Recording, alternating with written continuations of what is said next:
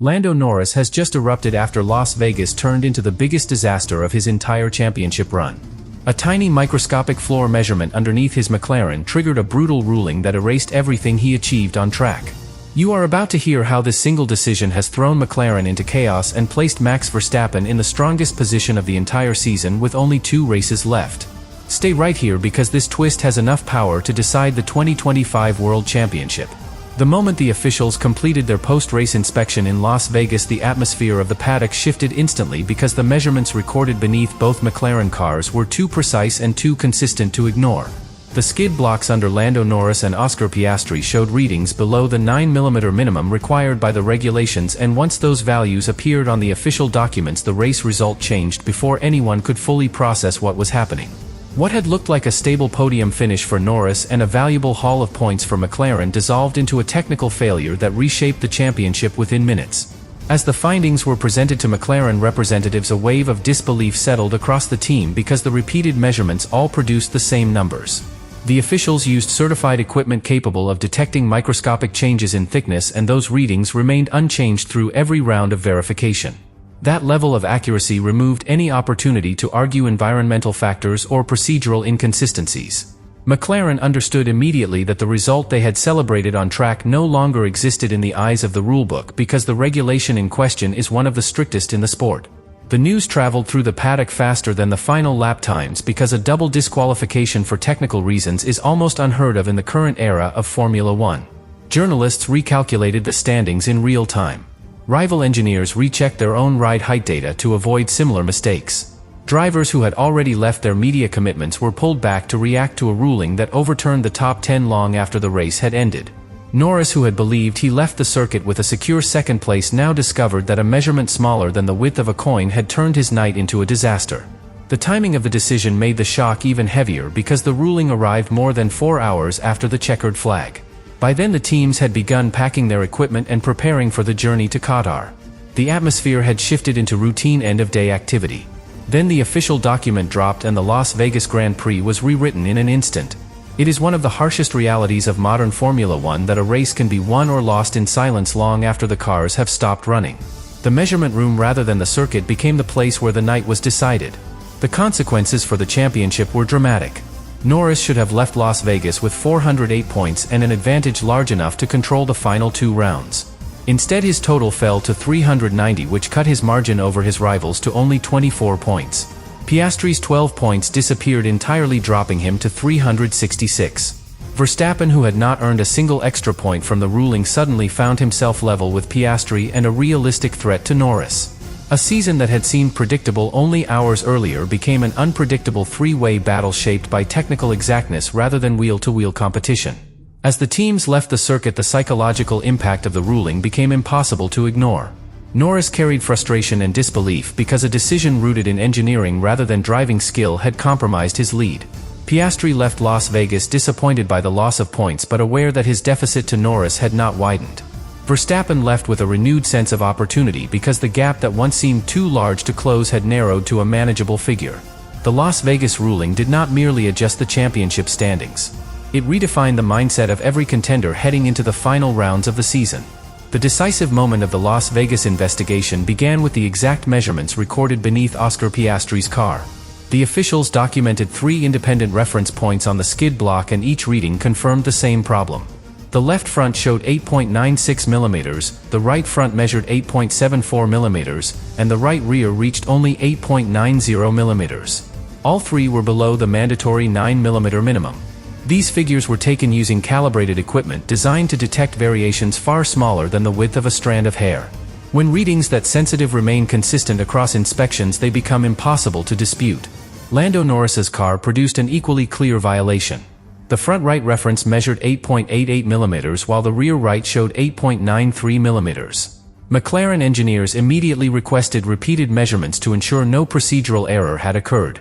The officials agreed and conducted a second round of examinations with additional team members in the room. The results did not change by even the smallest measurable margin.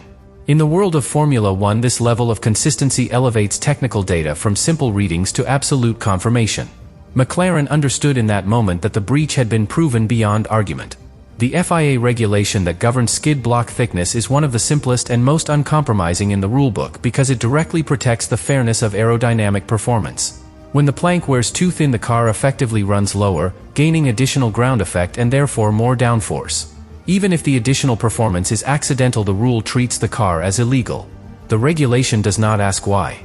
It only asks whether the thickness remains above 9 mm at all times.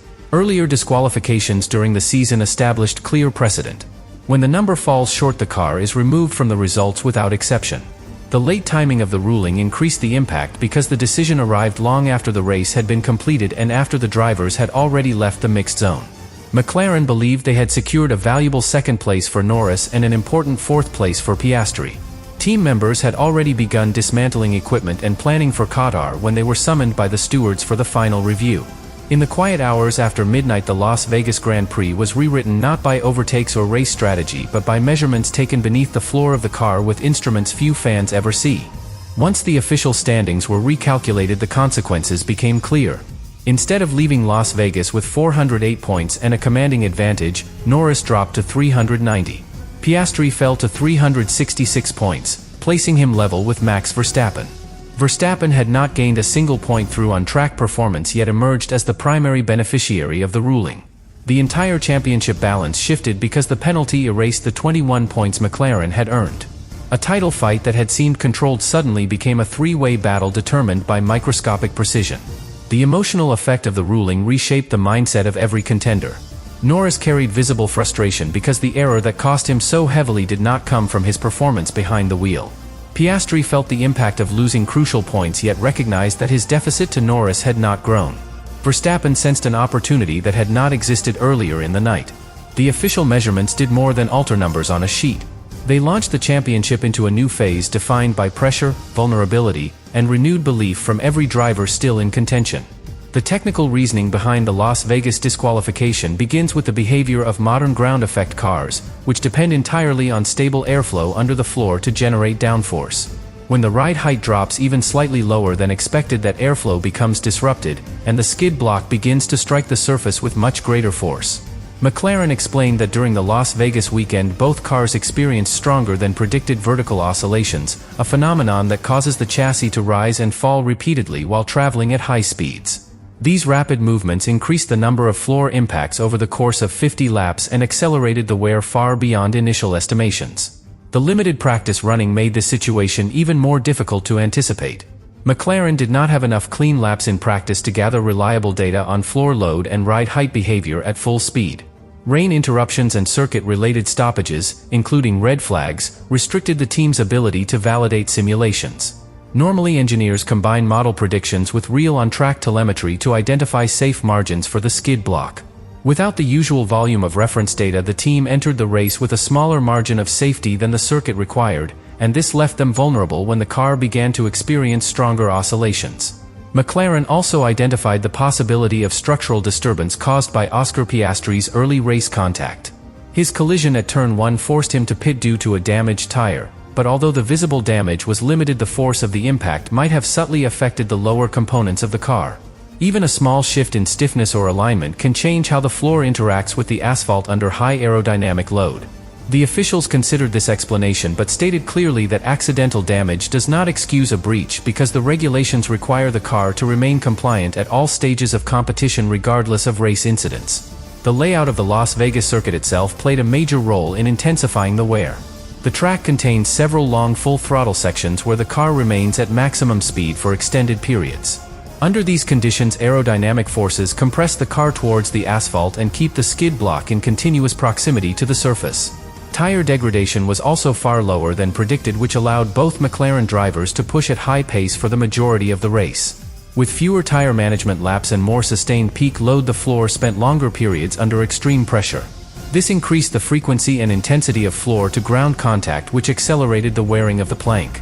When the officials reviewed McLaren's explanation, they followed the exact steps defined by the technical directive. They carried out multiple measurements using certified equipment capable of detecting variations far smaller than the amount of wear observed. They repeated the measurements in the presence of multiple McLaren representatives. Each reading remained consistent across all inspections and recorded values below the required 9 mm. Because earlier cases during the season had resulted in identical penalties under similar circumstances, the officials were obligated to enforce the same ruling. Consistency across events is essential to maintaining competitive fairness in the sport. The final conclusion was clear and unavoidable. McLaren's ride height configuration did not provide a sufficient safety margin for the specific demands of the Las Vegas circuit. The combination of stronger than expected oscillations, reduced practice data, prolonged aerodynamic load, and potential structural disturbance created a situation where the skid block wore below the legal threshold. In modern Formula One, the sport operates within microscopic tolerances, and a deviation of even a fraction of a millimeter is treated as a performance-related breach. Once the measurements were confirmed accurately and repeatedly, the officials had no alternative but to disqualify both cars. This technical misjudgment became the turning point that reshaped the entire championship landscape.